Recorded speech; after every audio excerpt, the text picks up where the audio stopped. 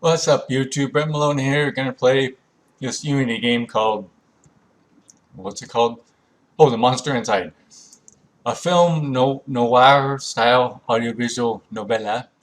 A mysterious woman, a string of murders, and a man with a hidden past. Okay. Oh, there it is. The Monster Inside. Okay. Oh, let's see. It's like a. Wait, my head pounded, ears still ringing slightly. Some of the worst nightmares I'd had in years left me feeling like I'd been punched in the jaw. But just like any other day, I dragged myself to the office.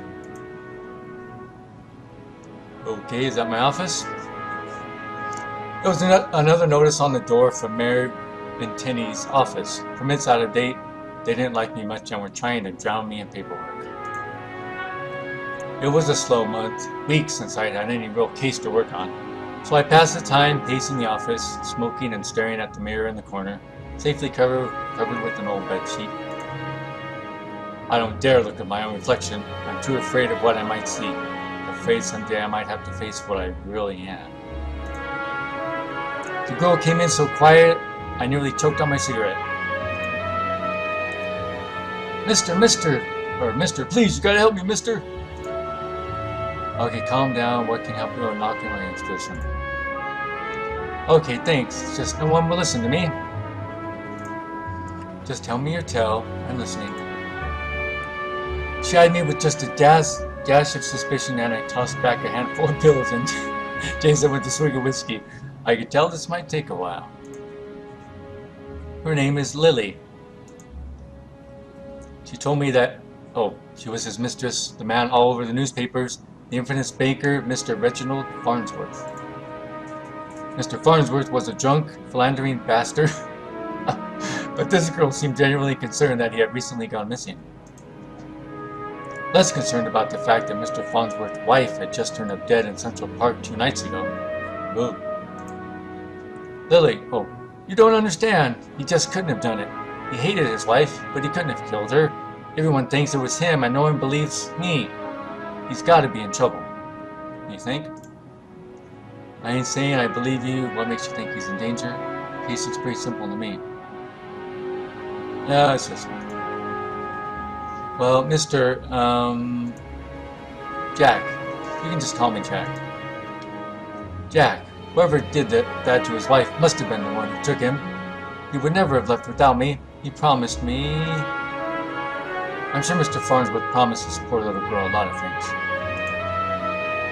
Please, the cops won't listen to me and they want to bring him on in charges. You gotta prove it. It wasn't him before they find him. Honestly, I doubt they are in too much of a hurry. Farnsworth had practically the entire police force in his deep pockets. Probably why they hadn't found him much yet. If they found him and brought him in, it would be due to public pressure. Sometimes a mob with pitchforks is more dangerous than one man with money. You've got my curiosity, but you might not like what I find. I can help you. We'll get to the bottom of it. Don't you worry now. Yeah, let's do this one. Oh, thank you, Mr. Jack. Thank you, but please, be careful. I don't think this is just any murderer or kidnapper. I think it was a beast. Beast. The word struck me funny, like when you draw your elbow on a hard corner. Yeah, funny bone? Hee. Not a word many use these days, except in hushed whispers and bedtime stories for children. Oh, I mean beast. Oh, they were real enough, alright. They just got better at hiding, controlling their unseemly urges. But I hadn't seen any monsters in nearly 15 years, back when I was still a cop myself. Well, it's definitely an interesting theory. I can help you. Okay, leave detective work to me. Let's not jump to any conclusions. That's just me. I just have a feeling about it. Something tells me you can get to the bottom of it. You're good at this sort of thing. Sure. Can't you see how busy I am with cases? I replied a little too harshly. Sarcasm wasn't my strong suit. I reassured her some more and sent her on her way. I didn't want to scare her, but I warned her before she left to keep her doors locked. and call me if she saw anything suspicious. I didn't know if she was in any danger herself, but better safe than sorry. That night I made my way down to Central Park. It was a long shot, but maybe there was something there the cops had missed. Next chapter. The scene was already picked clean by the cops days ago, but I've got a knack for finding the things others overlook. Oh, nice picture of the park. A knack, more of a symptom of a condition. Other, less useful symptoms like keep in check. But for the time being, my keen sense of smell would come in handy. It was faint, but I could smell it before I even approached the police line. The scent was less of a thing and more of an emotion. Seduction. A strangely familiar smell. I expected the scent of trepidation, or maybe even outright fear, but Miss Farnsworth seemed to have been at the height of pleasure when she left this world. Brought new meaning to a crime of passion, quote-unquote. Pushing the thought from my mind, it was time to get down to business. Investigate the scene. Okay. Oh, interaction now, huh? What's over here? Muddy footprints everywhere. Difficult to pick out anything from the prints the cops left behind in their haste. Okay, what else we got? Next. Oh, the cops don't wear $2,000 pairs of Carquinos? No, I guess they don't. It looked like Mr. Farnsworth was there that night and walked away on his own 2 feet. Okay, investigate scene again. Alright, let's see. What else can I investigate? A burn mark on a nearby tree caught my eye. I ran my finger along its length and felt a chill down my spine. That wasn't just any burn mark. This was a mark of an ancient magic. It's doubtful the cops would have picked up on it. Could Lily have been right? Something unnatural was at play here. But I was no stranger to the strange. After looking around for a while longer, I realized the park had given up all it was hiding from me, so I trudged back to my apartment and my head in my pillow like it owed me money. Next chapter. The next morning I was reeling from another bout of ghoulish nightmares, but I tried to hide my discomfort when I saw Lily was already sitting outside my office. She waited wordlessly as I unlocked the door and ripped down another notice from the mayor's office. I motioned for her to step inside, seemingly afraid of what I might say. She finally worked up the courage to ask, "So, what did you find?" "Well, I've got some good news." Farnsworth told me, "Not sure about beasts. Something unnatural was at play. Might be right to worry about monsters. Found with spells marked. Let's do this one. Unnatural? How do you mean?" "A spells mark? Okay. I can't give you the details. I'm looking into it." "What does that mean? What about Reggie? Do you know where he might be?" Oh, there was no sign he was at the scene and slipped away. My tone was indifferent toward her as I turned and grabbed the bottle from my desk drawer. The dryness in my throat made it difficult to swallow my meds. "But you don't know where he went? Do you think the news this morning is related?" "What news is that?" "Haven't you heard?" "Nope. Rough night followed by a rough morning. They found the police chief's wife dead down by the docks. They say it happened last night." "Let me guess. Chief Amato is missing too?" My face might have betrayed a hint of satisfaction, and she confirmed my suspicions, but it faded quickly. Amato was a crap cop and a crap chief. I'm editing those 2 words. He was half the reason I left the force, but now his wife was dead, and I had more questions than I did the day before. The gears on my head started to spin, which wasn't helped by the splitting pain in my temples. I told Lily I need time to work, and she left slightly dejected, wanting more answers than I could provide.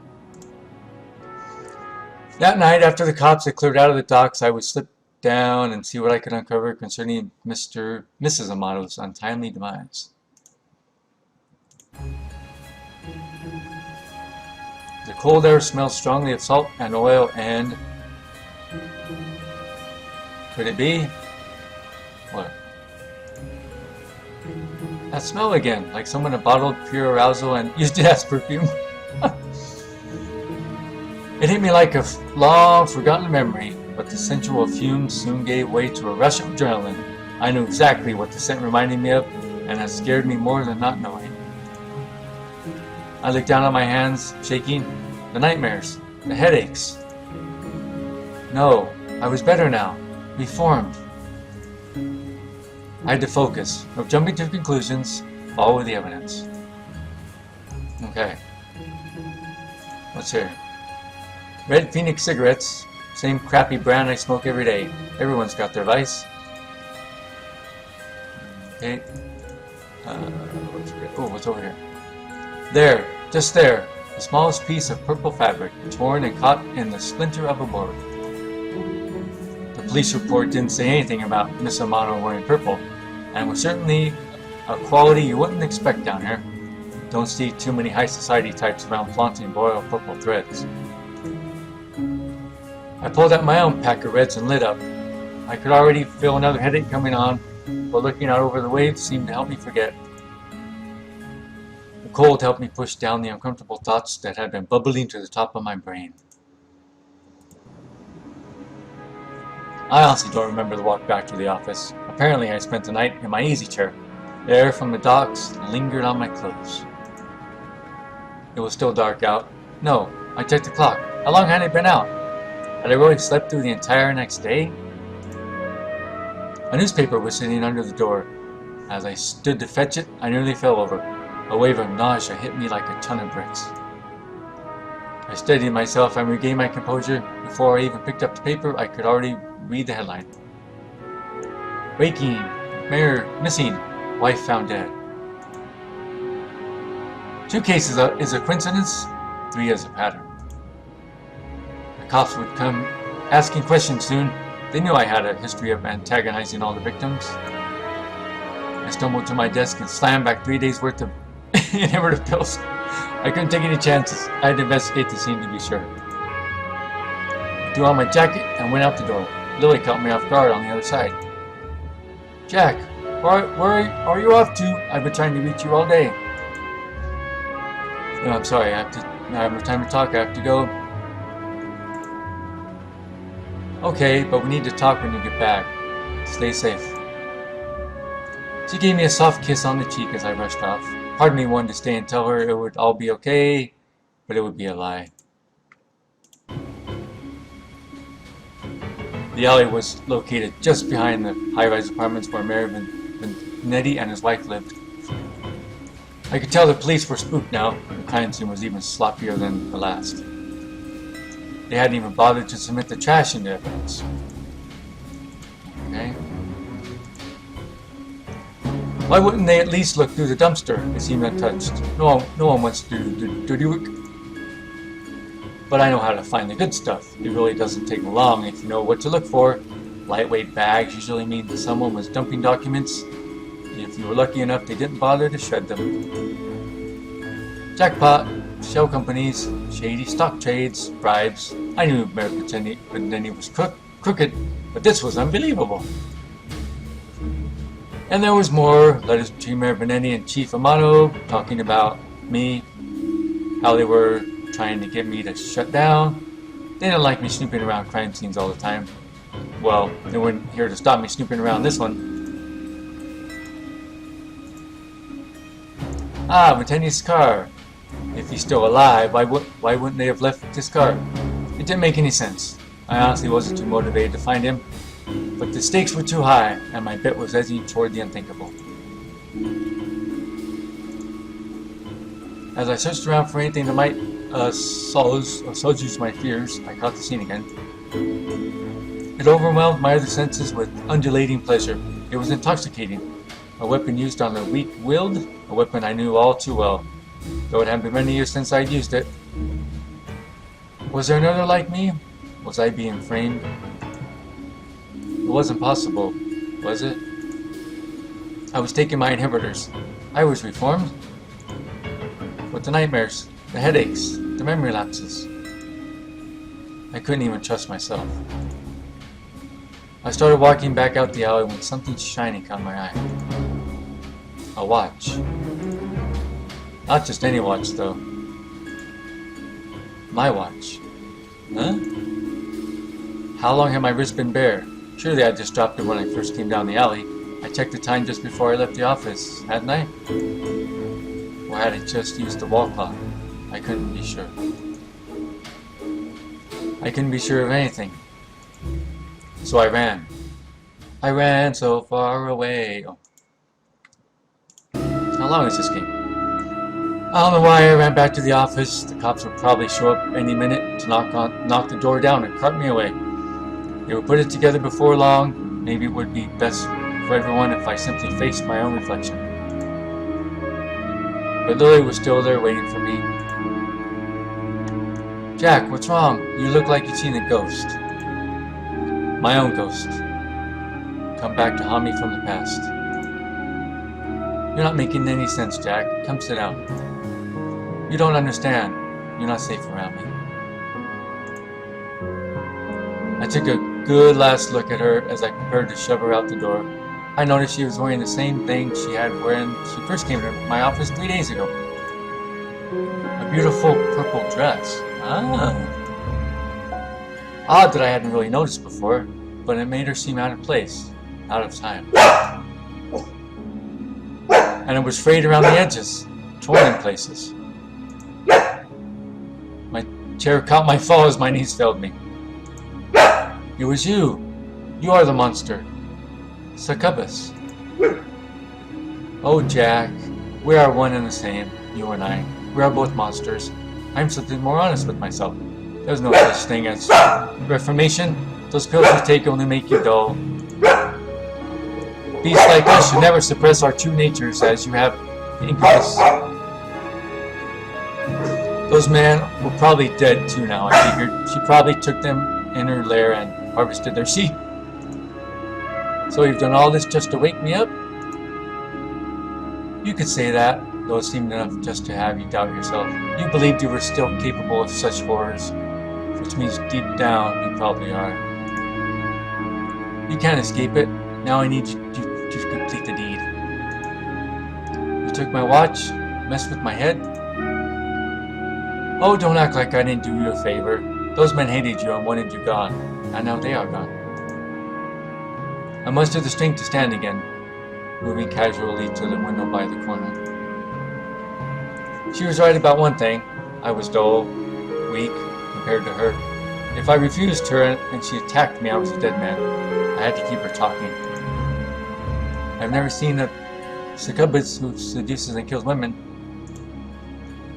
Oh please, such a 14th century stereotype. I don't discriminate when it comes to pleasure of the flesh. But I do still need an incubus like yourself to take the tainted seed I've harvested from those awful men and painted among the fertile masses for me, or planet. I'm tired of draining my lovers just to survive. I'm ready to settle down and start a family. Oops! That maniacal laughter. I positioned myself carefully, making sure she was looking in my direction. Sorry, but I'm not your guy. With a quick flick of my wrist, I whipped the old bedsheet off the corner mirror. Lily was blinded by her own reflection and sucked into the mirror with a painful, monstrous scream. Trapped. Oh, she got sucked into the mirror. Shielding my own eyes, I pulled the revolver from the desk side drawer, aimed it at the mirror, and fired.